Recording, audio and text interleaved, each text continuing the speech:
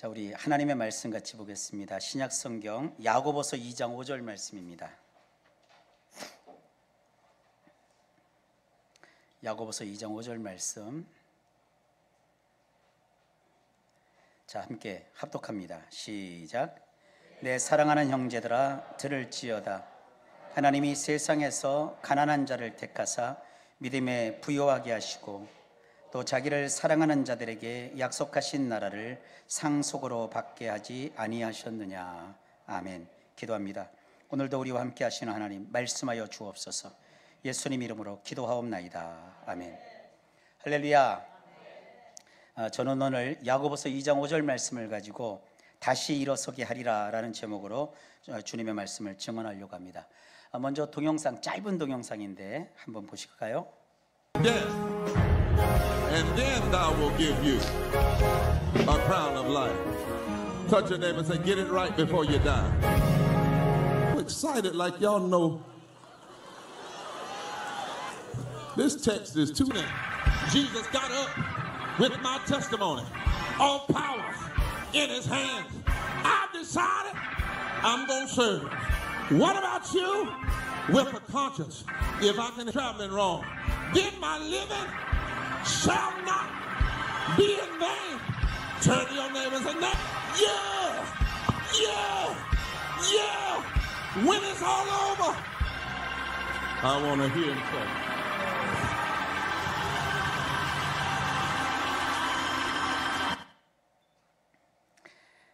예, 저 목사님 보면 어딘지 모르게 몸이 좀 크게 불편해 보이시죠?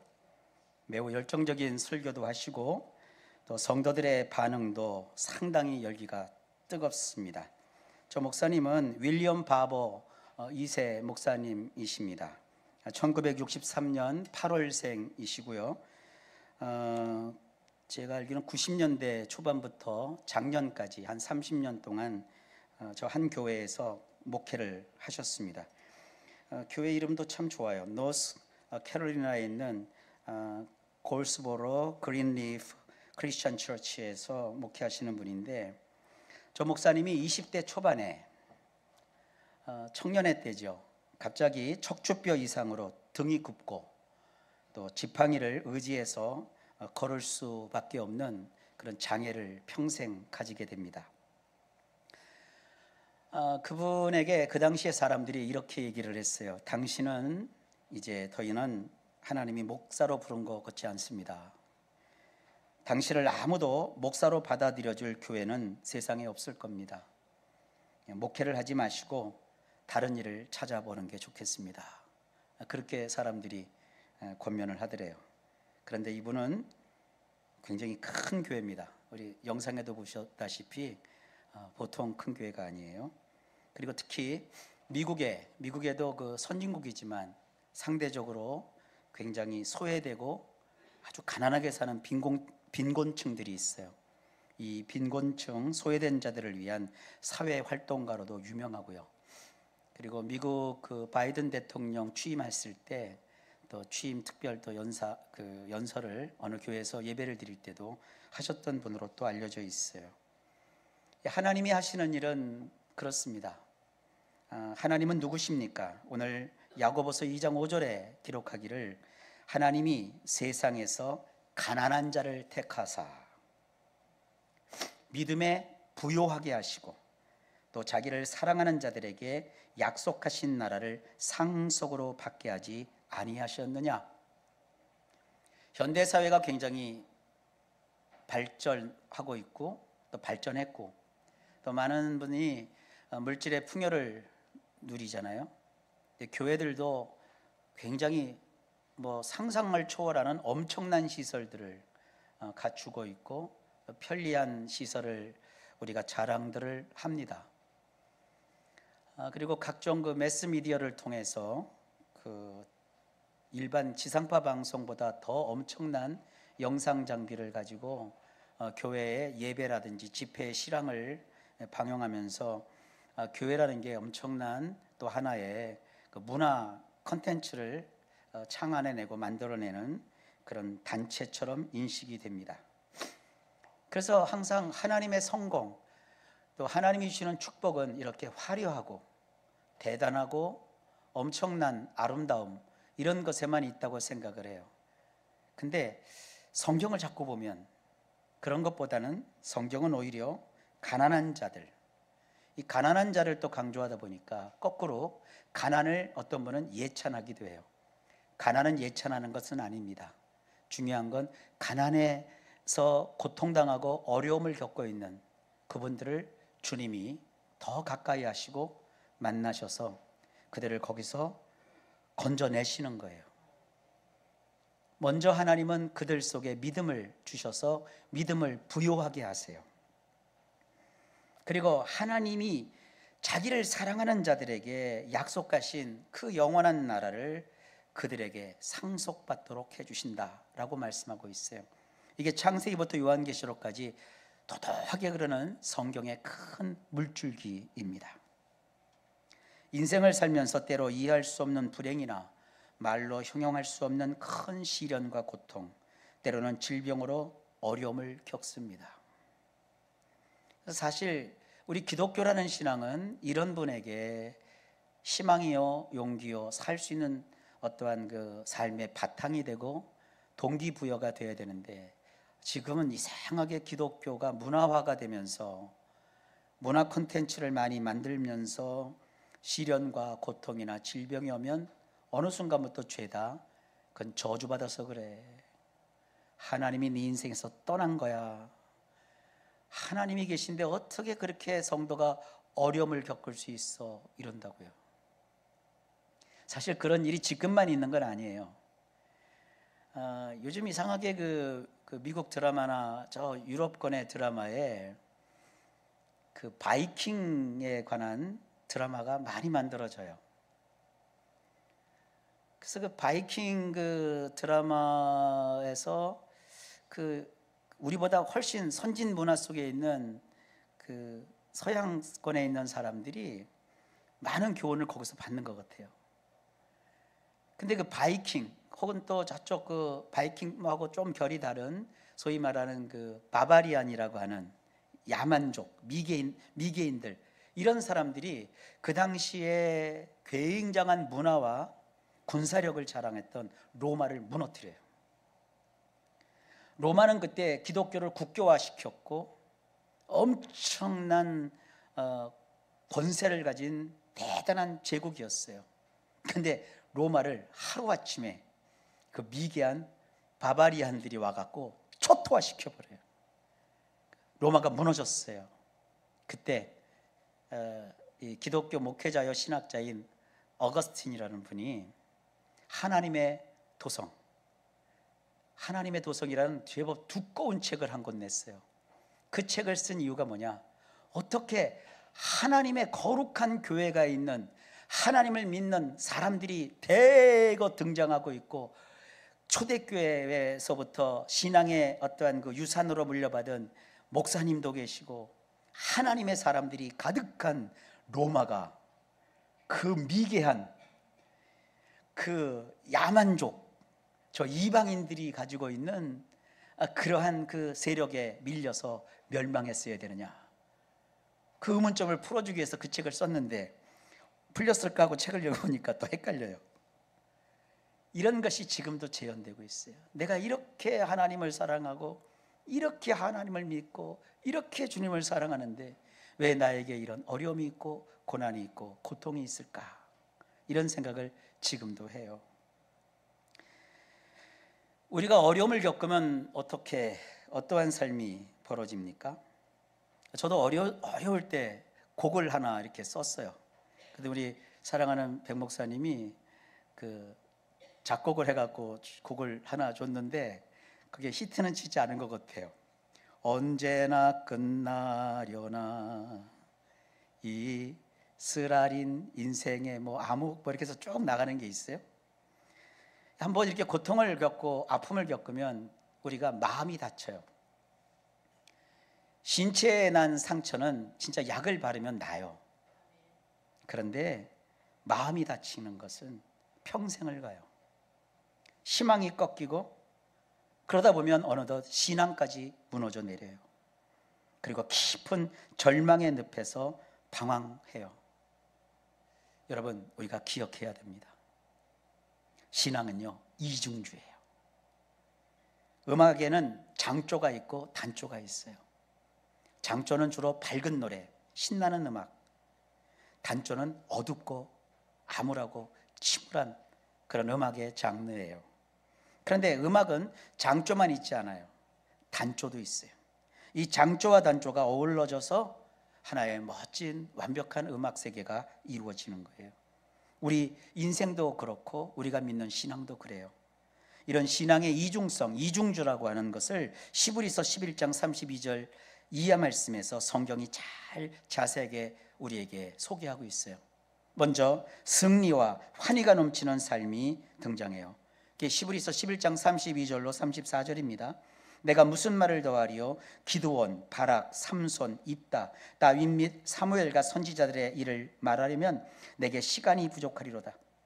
그들은 믿음으로 나라들을 이기기도 했고 의를 행하기도 하며 약속을 받기도 하며 사자들의 입을 막기도 하며 불의 세력을 멸하기도 하며 칼날을 피하기도 하며 연약한 가운데서 강하게 되기도 하며 전쟁에 용감하게 되어 이방 사람들의 진을 물리치기도 하며.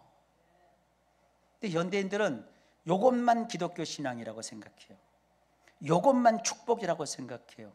이것만 나타나야 된다고 생각해요. 근데 성경은 곧 이어서 히브리서 11장 35절로 38절 말씀에서 그와 반대가 되는 심한 고문, 시련, 죽음을 당하는 그리스도인의 삶도 있다고 말하고 있어요. 그 내용을 보면 이렇습니다. 여자들은 자기의 죽은 자들을 부활로 받아들이기도 하며, 어머나, 예수를 믿는데 누가 죽었대요. 쉽게 얘기하면 예수를 믿었다는 이유로 순교까지 당한대요. 또 어떤 이들은 더 좋은 부활을 얻고자 하며 심한 고문을 받되 구차히 풀려나기를 원하지 아니하였으며, 또 어떤 이들은 조롱과 채찍질 뿐 아니라 결박과 옥에 갇히는 시련도 받았으며 돌로 치는 것과 톱으로 켜는 것과 시험과 칼로 죽임을 당하고 양과 염소의 가죽을 입고 유리하여 궁핍과 환난과 학대를 받았으니 이런 사람은 세상이 감당하지 못하느니라. 쉽게 예를 들면 세상 사람들은 이런 일 겪으면 못 견뎌내요. 우울해지고 심할 경우 공황장애에 빠지고 어떻게 삶을 살 수가 없게 돼요. 다 놓게 돼요. 그런데 예수님을 믿는 사람은 이런 것도 다 감당해낸다는 거예요. 그들이 광야와 산과 동굴과 토굴에 유리하였느니라. 왜 사람이 광야와 산과 동굴과 토굴에서 유리하냐요? 로마 제국의 박해와 핍박으로 인해서 집을 다 뺏겨버렸어요. 살던 마을에서 쫓겨났어요. 예수를 믿는다는 이유로 그 로마가 군대를 보내갖고요, 마을을 다 불질러 버렸어요. 그러면 그들이 불타서 죽고 집이 다 날아가고 재산을 다 잃어버렸을 때 하나님이 어디 계실까요? 우리를 섬기라고 보내는 천사들은 그 시간에 뭐 했나요? 이렇게 생각할 수 있잖아요. 근데 성경은 그럴지라도, 유리하고 방황할지라도 그들이 신앙적으로 삶을 살았대요.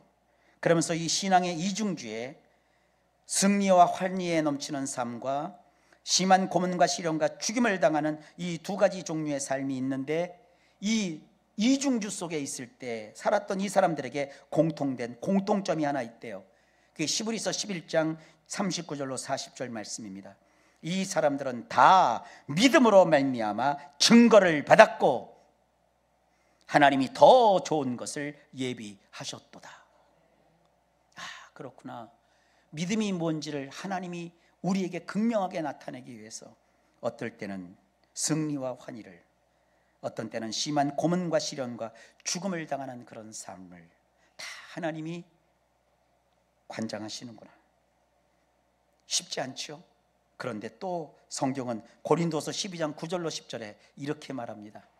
아마 예수님의 사도들 가운데 순교당한 사람들 빼놓고는 바울만큼 심한 어려움을 겪은 사람은 없을 거예요. 그 바울이 이렇게 말합니다. 나에게 이르시기를 내 은혜가 네게 족하도다. 이는 나의 능력이 약한 데서 온전하여 짐이라 하신지라. 그러므로 도리어 크게 기뻐함으로 나의 여러 약한 것들에 대하여 자랑하리니 이는 그리스도의 능력이 나에게 머물게 하려 함이라. 그러므로 내가 그리스도를 위하여 약한 것들과 능욕과 궁핍과 박해와 곤고를 기뻐하나니 이는 내가 약한 그때의 강함이라. 우리가 하나님이 나를 얼마나 강하게 하실까 보려고 시험해 보려고 약하고 어렵고 힘든데 뛰어들 필요가 없어요. 왜냐하면 성경은 하나님을 너희는 시험하지 말라고 그랬거든요. 중요한 것은 내가 그런 어려운 일을 겪었어도 그 가운데서 하나님이 나에게 말하는 거예요. 네 은혜가 너에게 족하다. 나의 능력이 너의 그 약한 데서 온전하여 진단다. 이런 주님의 따뜻한 음성이 어렵고 힘든 일을 겪은 분들에게 이렇게 터치해 주시길 주의 이름으로 축복합니다. 혹시 이 자리에 계신 여러분들 깨지고 상한 심령으로 아파하고 고통하는 분들이 계십니까? 여러분, 고난은 내 인생에서 파격이에요. 일어나지 않으면 좋을 일이에요. 예상치 못한 일이에요. 그래서 이런 어려움을 겪을 때 아파요, 슬퍼요, 그리고 이해가 안 돼요. 그러니까 거꾸로 이해하려고 하지 마세요. 그냥 아픈 거예요, 슬픈 거예요, 괴로운 거예요. 그 고난이 나의 선택에 따라서 그런데 시련이 되기도 하고 시험이 되기도 해요. 시련과 시험이 비슷한 말 같지만 성경은 이걸 잘 구별해서 우리에게 알려줘요. 이 시련을 원문에서는 도끼마조라고 해요. 그리고 시험을 페이라조라고 해요. 도끼마조가 됐던 페이라조가 됐던 이건 다 부정적인 단어예요. 그러니까 부정적인 단어니까 우리 인생에서 시련이 됐던 시험이 됐던 좋을 것은 하나도 없다는 거예요. 그러나 그런 것이 우리 인생 속에 다가와요. 그런데 이 도끼마조는 엄밀히 따지면 강화시키는 강화훈련 성격이 강해요. 그리고 이 페이라조는요, 유혹하여 넘어뜨리고 쓰러뜨리려는 의도가 분명해요. 그런데 이 시련과 시험을 하나님께서는 신앙인들에게 허락하세요. 허락이라는 말보다는 허용이라고 해야 되겠죠. 허락은 하나님이 주도해서 막 내리시는 거고, 허용은 그런 일이 그냥 벌어지도록 하나님께서 그냥 내버려 두시는 거예요. 허용하세요. 그런데 성경은 이렇게 말합니다. 시련, 우리를 강화시키는 이 도끼마조라는 시련이 우리 속에 찾아왔을 때 야고보서 1장 3절로 4절에 이르기를 너희의 믿음의 시련이 인내를 만들어내는 줄 너희가 알미라. 기독교인의 그 덕성 중에서 덕목 가운데 인내라는 거, 오래 참음이라는 건 굉장히 훌륭한 거거든요. 성령의 열매 가운데에도 들어가 있고요. 그런데 이런 인내가 어디에서 만들어지느냐? 믿음을 시험해 보는 믿음의 시련에서 이런 인내가 만들어진대요. 그러므로 인내를 온전히 이루라. 이는 너희로 온전하고 구비하여 조금도 부족함이 없게 하려 함이라. 어렵고 아픈 일이 나에게 생겼을 때 이거를 처음에는 감당할 수 없어도 내가 결단하는 거예요. 이것은 나에게 있는 믿음의 시련이다. 인내를 온전히 이루라고 주님이 나에게 말씀하신다. 결국 이것을 통해 나를 온전하고 구비하여 조금도 부족함이 없게 하실 것이다. 내가 무너졌던 그 자리에서 다시는 무너지지 않게 하실 것이다. 내가 쓰러졌던 그 자리에서 다시는 쓰러지지 않게 하시고 다시 일어서게 하실 것이다. 주여, 인내를 온전히 이룰 수 있도록 저에게 힘을 도와여 주옵소서. 시험에 대한 말씀도 있어요. 나를 넘어뜨리는 유혹이죠. 페이라죠. 야고보서 1장 13절에 사람이 시험 받을 때, 이게 페이라조예요. 내가 하나님께 시험을 받는다 하지 말지니 하나님은 악에게 시험을 받지도 아니하시고 친히 아무도 시험하지 아니하시느니라. 사탄은요, 얼마나 우리를 잘 속이는지 몰라요. 우리가 어렵고 힘들면 너 하나님이 너를 치신 거야. 하나님 우리를 왜 쳐요? 하나님이 너를 버리신 거야. 하나님이 너를 인생을 시험하려고 하는 거야. 여러분, 성경은 하나님은 악에게 시험을 받지도 아니하시고 친히 아무도 시험하지 않으신대요. 그러면서 고린도전서 10장 13절에 말합니다. 사람이 감당할 페이라죠. 감당할 시험밖에는 너희에게 당한 것이 없대요. 부정적인 그 유혹을 우리가 당하면 안 되지만 그런 유혹을 받는 경우가 생기더라도 그런 유혹에서 우리가 그걸 감당할 수가 없는 그런 유혹은 없대요. 사람이 감당할 시험 밖에는 너희가 당한 것이 없나니 오직 하나님은 미쁘사 너희가 감당치 못할 시험 당함을 허락지 아니하시고 시험 당할 즈음에 또한 피할 길을 내사 너희로 능히 감당하게 하시느니라. 여러분이 그런 내가 유혹을 받아서 넘어질 것 같고 쓰러질 것 같고 안 될 것 같고 내가 어떻게 여기서 견딜 수 있을까 자신이 없다 할지라도 하나님은 피할 길을 내시고 그리고 능히 감당하게 하신대요. 시련이든 시험이든 내가 당한 이 고통과 시련이 나의 삶 속에서 어떤 것인가를 우리가 한번 잘 결정하셔야 돼요. 이 고통과 고난이 시련이구나 라고 선택을 내가 해버려요. 그러면서 인내를 그때는 온전히 이루면 되는 거예요. 더 쉽게 얘기하면 내가 당하는 이 어려움은 시련이야. 이것은 나를 강화시키는 거야. 그러니까 버텨야 돼요. 그리고 날 넘어뜨리는 유혹이라고 내가 생각을 하고 유혹이다라고 정했으면 내가 하나님께 시험을 받는 건 아니야. 하나님이 그런데 나와 함께 하시기에 내가 이것을 능히 감당할 수 있을 거야. 이럴 때는 그게 지나간다 생각하시면 돼요. 우리 성도님들 두 가지 기억하세요. 버티면 된다. 또 하나는 이건 결국 지나간다. 그래서 야고보서 5장 10절로 11절에 이렇게 말합니다. 형제들아 주의 이름으로 말한 선지자들로 고난과 오래 참음의 본을 삼으라. 보라 인내하는 자를 우리가 복되다 하나니. 돈을 많이 벌고 하는 사업이 대박이 나고 또 여러분들이 술술 잘 풀리고 원하는 학교에 합격을 하고 원하는 성적을 얻고 돈이 막 들어오고 우린 그것만 복이라고 생각하는데 성경은 그것과는 또 다른 결의 복을 말하고 있잖아요. 인내하는 자를 우리가 복되다고 한대요. 어렵고 시험을 우리가 어려운 일을 겪었을 때 생각해야 될 게 있어요. 여기서 내가 인내할 수 있도록 하나님께서 나를 주관하여 주시면 결국 또한 내가 이 복을 받는구나. 보라 인내하는 자를 우리가 복되다 하나니 너희가 욥의 인내를 들었고 주께서 주신 결말을 보았거니와 주는 가장 자비하시고 긍휼히 여기는 자시니라. 사랑하는 성도 여러분, 하나님은 우리의 하늘 아빠이십니다. 좋으신 하나님이 이유 없이 난데없이 쓸데없이 우리를 궁지에 몰아 넣으시는 그 계획이 하나도 없으세요.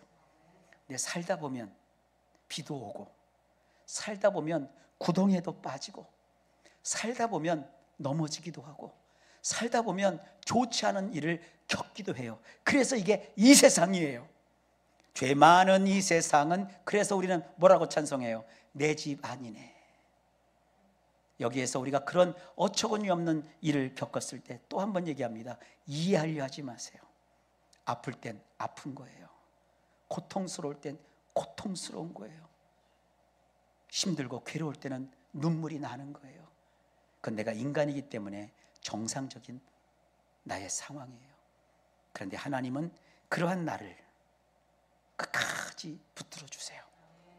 믿음으로 살아갈 때 하나님은 나를 단련하셔서 그것이 시련이라면 인내를 만들 수 있도록 그래서 나를 강화시키는 것이고 그것이 유혹이라면 내가 감당할 수 있도록 결국은 다 지나가게 하십니다.